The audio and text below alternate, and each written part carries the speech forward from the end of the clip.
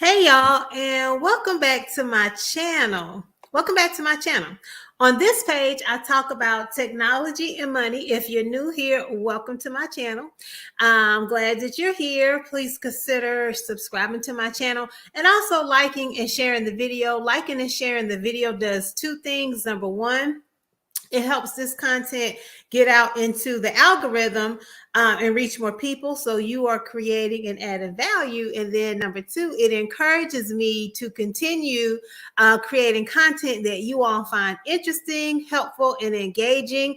I see that the channel has quite a few new subscribers here in the last few weeks. So welcome.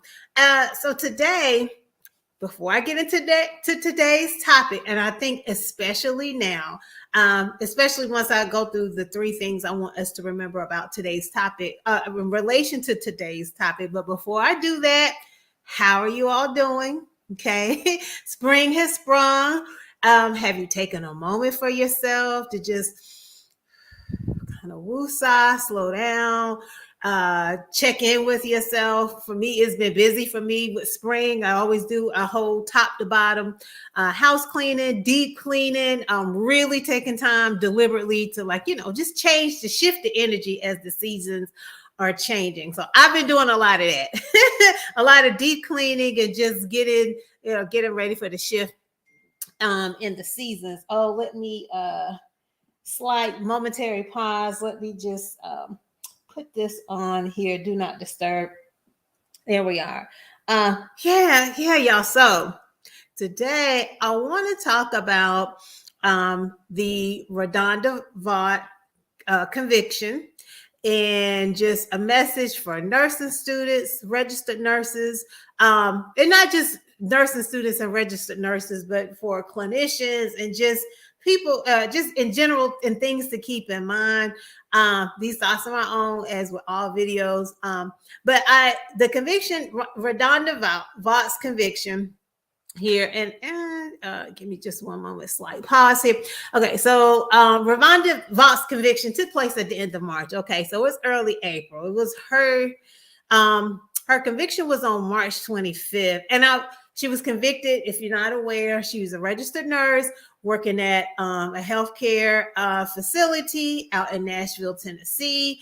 She was convicted of criminally negligent homicide and abuse of an impaired adult for a fatal medication error in December 2017. And I've been following along with the trial and leading up to it and all of that, but I did not, even on the day of the conviction and the immediate days after, I did not just want it, because it really it hit me in a way I wasn't anticipating. So I didn't want to just jump and make a video and share some thoughts about the conviction and just everything around it, with her being a registered nurse, without some time to just kind of just sit and really think. Okay, so if you're not aware, I am a registered nurse working in technology. I've been an informatics nurse for almost 17 years, almost 17 years, right around that mark. So I have worked in healthcare technology for quite some time. So I've said in other videos, I'm not an old nurse, seasoned. I'm a seasoned nurse. I'm old enough to remember, I'm young enough to be aware of all the changing technologies that's coming in healthcare, but also old enough to remember when we did all of our documentation on paper records. So yes. So I just want to, I wanted to spend just a few moments talking about just three things for nursing students, for registered nurses, etc., to share. And as I've said in other videos, y'all, don't believe everything I say. Don't just take what I say or share information on and run with it. And that is for anything that you hear about, you read about, you watch on the internet. I've seen the American Nurses Association has made a statement. The Tennessee Nurses Association has made a statement. Other nurses associations have, I know the IHI, the Institute for Healthcare Event. What is IHI's? Just bear with me one moment here. IHI's, the Institute for Healthcare Improvement. I always call them IHI. They do a lot of good white papers around patient safety. Well, they do a lot of white papers around different quality topics in healthcare, and I always enjoy reading their white papers and the things that they follow. But they released a statement. I have the nurses on TikTok. Y'all, I've done 2 videos so far on registered nurses and social media. And maybe I'll do a part 3 here soon, but the nurses on TikTok are eating this case up. I mean, they're eating this facility up.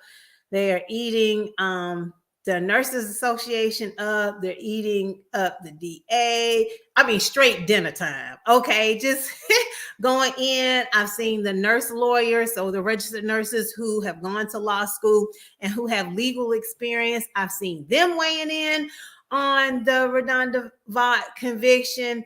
I've seen nurses. I haven't seen too many nursing students.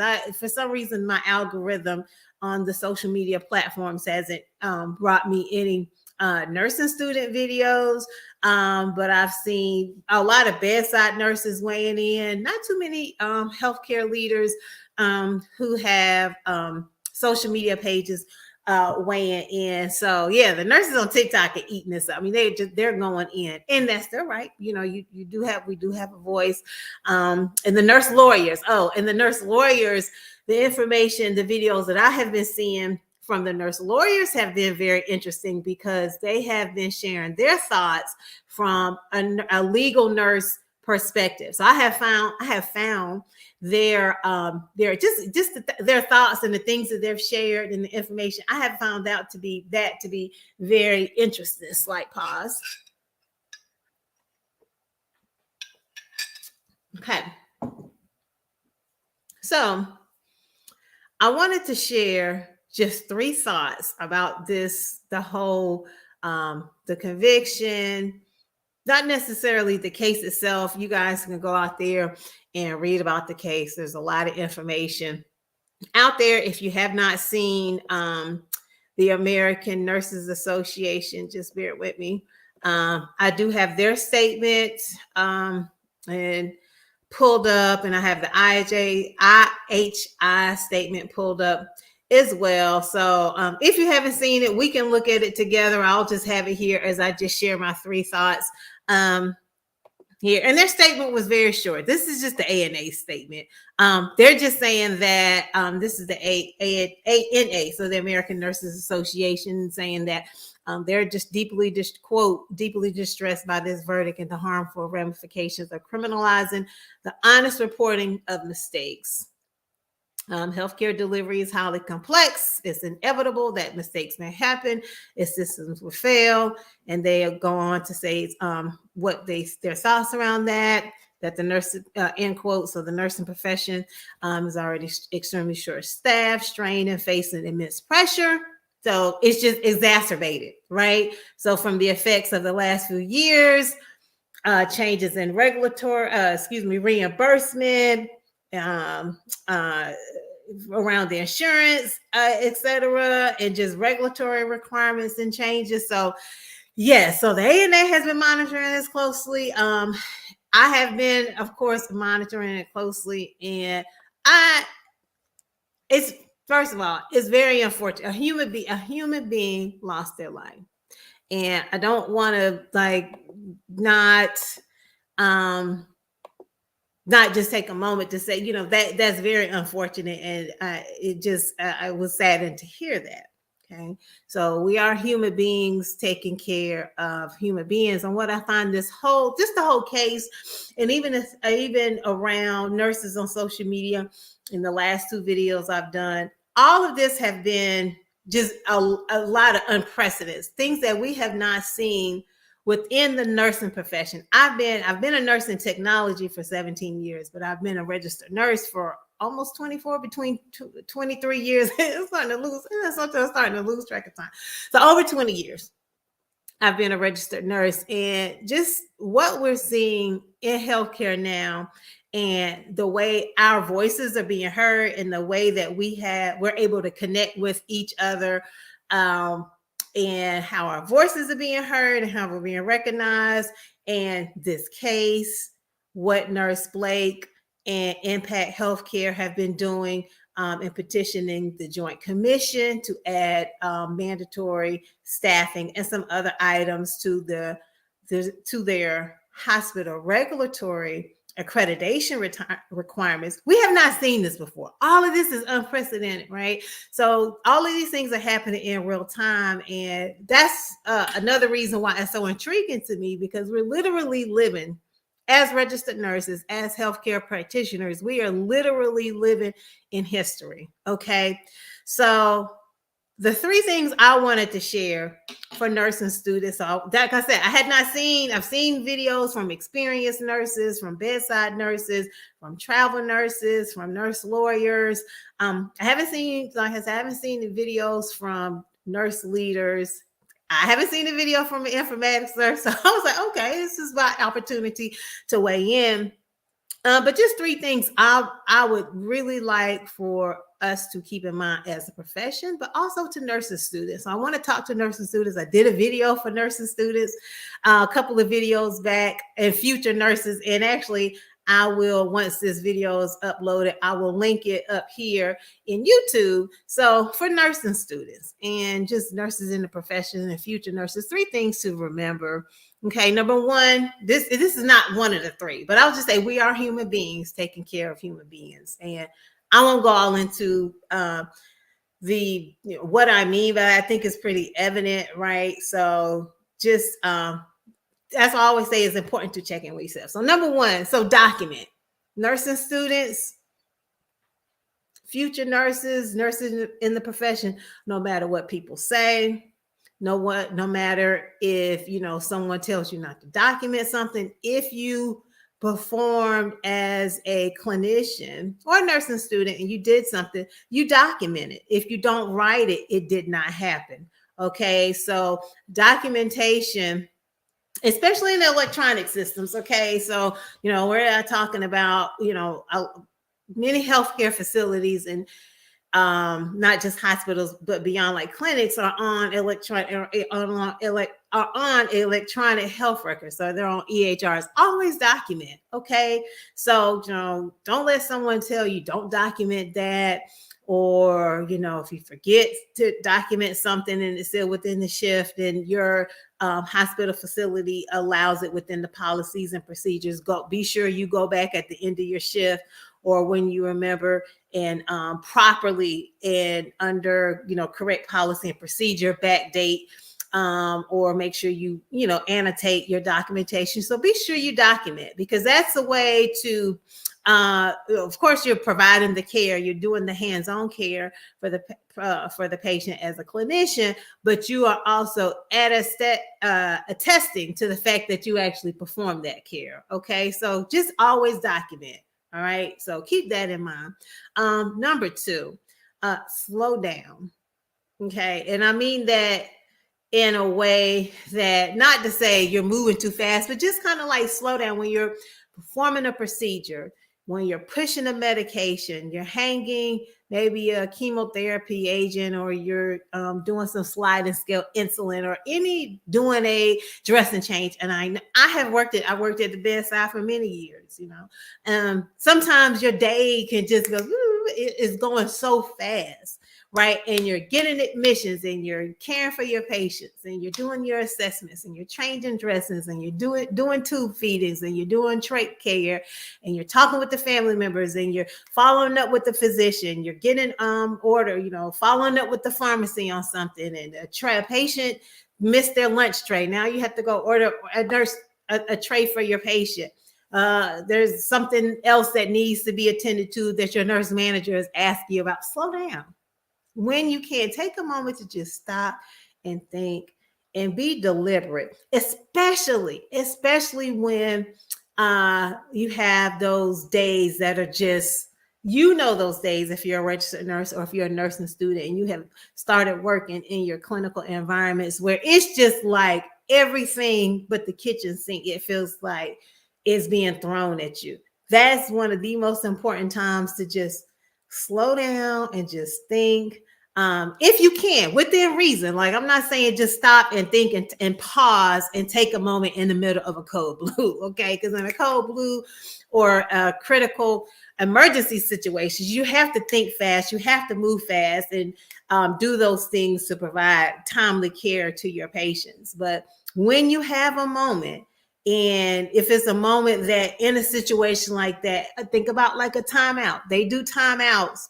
A lot of perioperative areas do timeouts before they do the first cut, before they the surgeon or the provider providing the service does that first cut. They stop and they take a moment and they do a timeout, because that's a moment to just, really think about what you're doing. And and that's why I like to, at the beginning of these videos, I always like to do a check-in with you guys to say, like, how are you doing? Are you feeling okay? Have you taken a moment for yourself? But just, and then as I understand it, from this RaDonda Vaught situation, there was just many things that it sounded like, in just reading about the case, it sounded like one of those days on the unit or at the facility that is just like, everything is just like fast, and can you do this? Can you pull this med? And you get a verbal order, which I'm not even going to touch that, from a provider. Okay. So, slow down, take a moment. And if it's something in a situation where things are just being thrown at you and you feel like things are getting ahead of you and you just can't go, just tell your coworkers, the people around you, I need a moment. We just need to stop and just pause, hold on, time out. Let's just think about what we're about to do, what's happening here, and just like pause and breathe when appropriate. So that's number 2.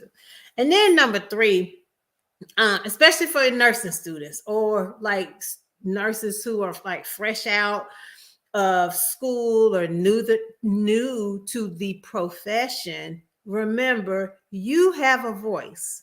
Okay, you can say no, right? So you do have a right to refuse certain things, and just be aware of like your state nurses association requirements around refusing and saying no, and also the facility that you work at. But just remember that you can advocate for yourself and say no. You can advocate for your patient, for your coworkers. If you see something happening, for your administrators, you have a voice to remember. You remember that you have a voice to advocate for certain things like interoperability. Right. When I say interoperability, what am I mean by that? Systems that talk to each other and understand each other. You have a system that speaks this one programming language and a system over here that talks this other programming language, and they don't, and it's not connecting, and it can lead to systematic errors. And then compounded on top of other things that are happening back to back systematically, that's where errors are more likely to happen. So remember, nursing students, new nurses who may have been in the profession for a long time, that you have a voice, okay? And I'm a fan of just culture environments, meaning when things happen, they're looked at from not a place of it's not punishment, but not a place of placing blame, but at a place where just culture looks at things, and I'm going to explain it the best way I can, looked at a way in terms of what can be done, what happened, and what could be done to prevent something like this from happening again, and shifting the blame away. Shifting it away from just blaming and that's it. Okay. Looking for those environments that you can work in that have those type of policies where they it's a just culture environment. But the point I'm making is you have a voice, nursing students. Okay. So just make sure you document, slow down, remember you have a voice. And, think about what you're doing. Okay. I don't want people to get discouraged from coming into the profession because of what occurred with this situation. I did see where the DA in this case released a statement on really the day or two after her conviction, because the nurses on social media were going in, as is their right. Okay. So nurses, people, they're hearing us, right? So, we can advocate for ourselves within reason, not within reason, excuse me. We have the right to advocate for ourselves and advocate for others, especially when we see things going on. So yeah, y'all, that's it. It's an unfortunate situation. And let's see, was there anything I was gonna share? I did anything else? I have the IHI statement, and I'll link. If you have not seen those statements, I'll leave a link to the IHI statement, and then also the ANA's. I'm looking at it. Yeah, the ANA's statement as well. So, y'all, what are your thoughts if you haven't had a chance? I'm not going to link to the social media nurses that have been going in against that facility. That's not, I don't do that here on this page. I want to look at things from a light of not placing blame on, because I don't know all the facts. I haven't read through all the the stories folks are saying about this facility. I don't know if they're true. I don't know, so I don't want to be from that place of judgment. That's why I'm just talking 3 things to remember, nursing students and registered nurses and those new to the profession, also current practitioners. So yeah, y'all, what are your thoughts? You're welcome to leave a comment below. I'll also leave a link to my contact information in the description. Please do, if you made it this far in the video, like, share, and subscribe. And I'll see you in the next video.